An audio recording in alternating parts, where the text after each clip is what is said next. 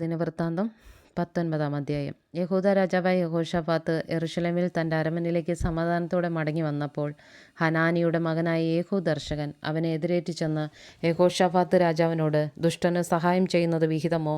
യഹോവയെ പകയ്ക്കുന്നവരോട് നീ സ്നേഹം കാണിക്കുന്നുവോ? അതുകൊണ്ട് യഹോവെങ്കിൽ നിന്ന് കോപം നിന്റെ മേൽ വന്നിരിക്കുന്നു. എങ്കിലും നീ അശേര പ്രതിഷ്ഠകളെ നീക്കിക്കളയുകയും ദൈവത്തെ അന്വേഷിപ്പാൻ മനസ്സുവയ്ക്കുകയും ചെയ്തതിനാൽ നന്മയും നിന്നിൽ കണ്ടിരിക്കുന്നു എന്ന് പറഞ്ഞു. യഹോശാഫാത്ത് യെരൂശലേമിൽ പാർത്തു. ബെർശേബ മുതൽ എഫ്രയീം മലനാട് വരെ ജനത്തിൻ്റെ ഇടയിൽ വീണ്ടും സഞ്ചരിച്ചവരെ തങ്ങളുടെ പിതാക്കന്മാരുടെ ദൈവമായ യഹോവയെങ്കിലേക്ക് തിരിച്ചു വരുത്തി. അവൻ ദേശത്ത് പട്ടണം തോറും യഹൂദയിലെ ഉറപ്പുള്ള പട്ടണങ്ങളിലൊക്കെയും ന്യായാധിപന്മാരെ നിയമിച്ചു. നിങ്ങൾ ചെയ്യുന്നത് സൂക്ഷിച്ചുകൊള്ളുവീൻ. നിങ്ങൾ മനുഷ്യർക്കല്ല യഹോവയ്ക്ക് വേണ്ടിയത്രേ ന്യായപാലനം ചെയ്യുന്നത്.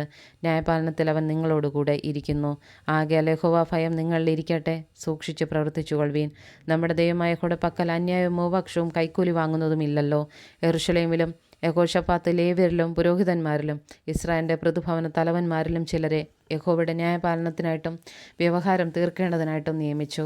അവർ യെരൂശലേമിൽ മടങ്ങി വന്നു. അവൻ അവരോട് കൽപ്പിച്ചതെന്തെന്നാൽ, നിങ്ങൾ യഹോവ ഭയത്തോടും വിശ്വസ്തയോടും ഏകാഗ്ര ഹൃദയത്തോടും കൂടി ഇങ്ങനെ പ്രവർത്തിച്ചു കൊള്ളണം.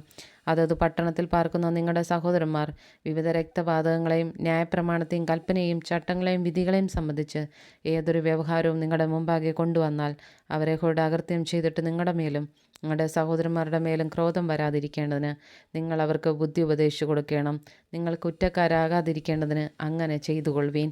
ഇതാ, മഹാപുരോഹിതനായ അമര്യാവ് യഹോവയുടെ എല്ലാ കാര്യത്തിലും യഹൂദാഗ്രഹത്തിൻ്റെ പ്രഭുവായ ഇശ്മായേലിൻ്റെ മകൻ സെബദ്യാവ് രാജാവിൻ്റെ എല്ലാ കാര്യത്തിലും നിങ്ങൾക്ക് തലവന്മാരായിരിക്കുന്നു.